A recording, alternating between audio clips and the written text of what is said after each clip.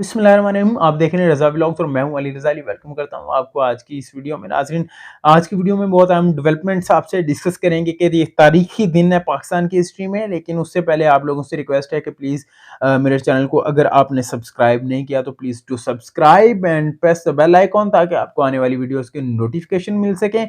तो आज पाकिस्तान की तारीख का बहुत अहम दिन किस हवाले से बहुत अहम दिन था कि आज काजी फायज ईसा साहब ने नए चीफ जस्टिस ऑफ पाकिस्तान की हैसियत से हल्फ उठाया। ऐवान सदर में हल्फ बर्दारी की तकरीब हुई, लेकिन उसमें एक गैर मामूली किस्म का सीन क्रिएट हुआ। वो क्या सीन है, वो क्या बात है, वो सब आपसे डिस्कस करते हैं कि उन्होंने हल्फ उठाने से पहले अपनी अहलिया सरीना फायज ईसा साहिबा को अपने पास बुला के खड़ा किया और देन फिर उन्होंने हल्फ उठाया।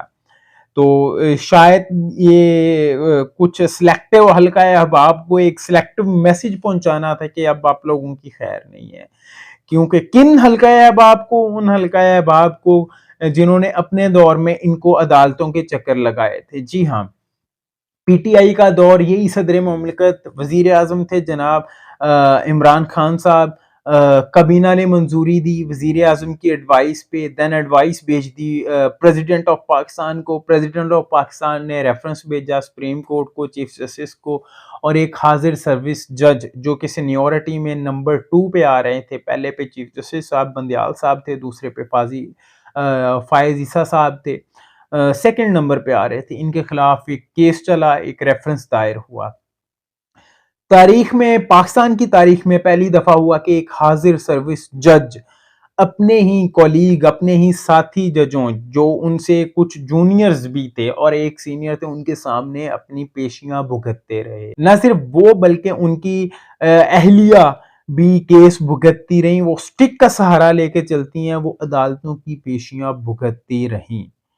शायद उनको आज अपने पास खड़ा करके हल्फ उठाना एक इशारा है उन लोगों की तरफ कि अब तुम लोगों की खैर नहीं है, जो लोग इनको अदालतों के चक्कर लगवाते रहे। गो कि ये रेफरेंस पीडीएम के दौर में वजीर आजम की एडवाइस पे खारिज कर दिया गया। उन दौर में वजीर आजम पीडीएम के जनाब शहबाज शरीफ साहब थे, सदर वही थे आरिफ अलवी साहब, जिन्होंने पहले रेफरेंस भिजवाया था और उन्होंने दोबारा खारिज किया। उन्हीं की मंजूरी से ये रेफरेंस खारिज हुआ। उन्होंने दोबारा सुप्रीम कोर्ट को भेजा और ये मामला डिसमिस हो गया। लेकिन दिल से वो खरोच गई कि नहीं, दिल से वो खलिश गई कि नहीं, दिल से वो नफरत गई कि नहीं, वो जलालत, वो अदालतों के चक्करों वाली वो बात, वो मेमोरी में बाकी है कि नहीं, ये आने वाला टाइम बताएगा। कि आने वाले टाइम में अगर तो पीटीआई को टफ टाइम मिलता है काजी फायज साहब की वजह से या उनकी तरफ से, तो देन ये चीज़ फिर हमें समझना होगी कि अब ये पीटीआई का काउंटडाउन शुरू हो चुका है। कि अब जिस तरह काजी फायज ईसा को खुडे लाइन या साइड लाइन करने की कोशिश की गई थी, सेम उसी तरह अब इसको भी रोल किया जाएगा। लेकिन ये टाइम बताएगा। मे बी काजी फायज ईसा साहब की इंटेंशन ना हो, उन्होंने जस्ट अपनी अहलिया को इसीलिए अपने साथ खड़ा किया हो कि उनके मुश्किल टाइम में उन्होंने उनका साथ दिया है कि एक कामयाब मर्द के पीछे एक कामयाब औरत का हाथ जरूर होता है। शायद इस वजह से, या शायद जो इंटेंशन मेरे नजदीक मैं समझ पाया हूं, या मैं एनालिसिस कर रहा हूं, या मैं तज्जिया कर रहा हूं, मैं वो आपके गोश गुजार कर रहा हूं। इसका तो खैर आगे चल के पता चल जाएगा कि क्या डेवलपमेंट्स हो रही हैं, ये इसके पसे पर्दा क्या कहानी है। लेकिन एक और कहानी शुरू हुई है। और कहानी क्या शुरू हुई है जी? जो सोने का कारोबार करते हैं, गोल्ड का कारोबार करते हैं, उनको एक सिस्टम में, एक दायरा कार में लाने के लिए वसी तर कोशिशें जारी। गोल्ड के कारोबार को, गोल्ड की सेल परचेज को कंप्यूटराइज करने के ऑर्डर्स जल्दी निकल आएंगे।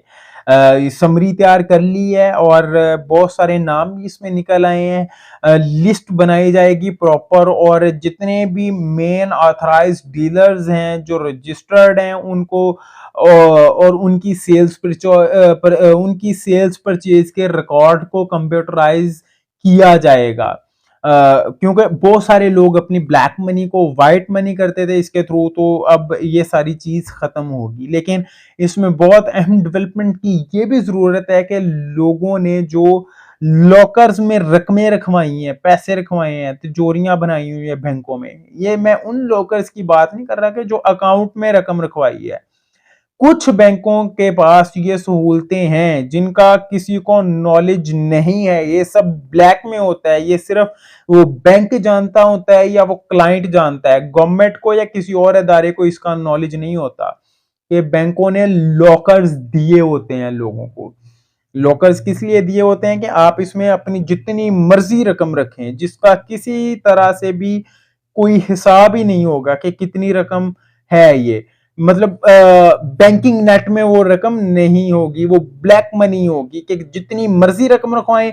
उसमें फिक्स शेयर होता है बैंक का अपना, और जब मर्जी आप रकम निकलवाएं, जमा करवाएं, विदाउट एनी चेक, पे ऑर्डर और एनी एटीएम और डेबिट कार्ड। इस सब पे भी हमें गौर करना है, इस सब की तरफ भी देखना है, इस सब पे भी इन्वेस्टिगेशन करनी है। लेकिन करेगा कौन? सवाल तो ये है कि करेगा कौन? करेंगे यही जिन लोगों की ये अपने हैं, मगर वो क्यों करेंगे? वो अगर करेंगे तो उन्हें ये रकम टैक्स नेट में लानी पड़ेगी, तो डेफिनेटली ये नहीं होगा और ये कोई नहीं करेगा। आज की वीडियो से इतना ही। इंशाल्लाह बहुत जल्द अगली वीडियो में मुलाकात होगी। तब तक के लिए अल्लाह हाफिज।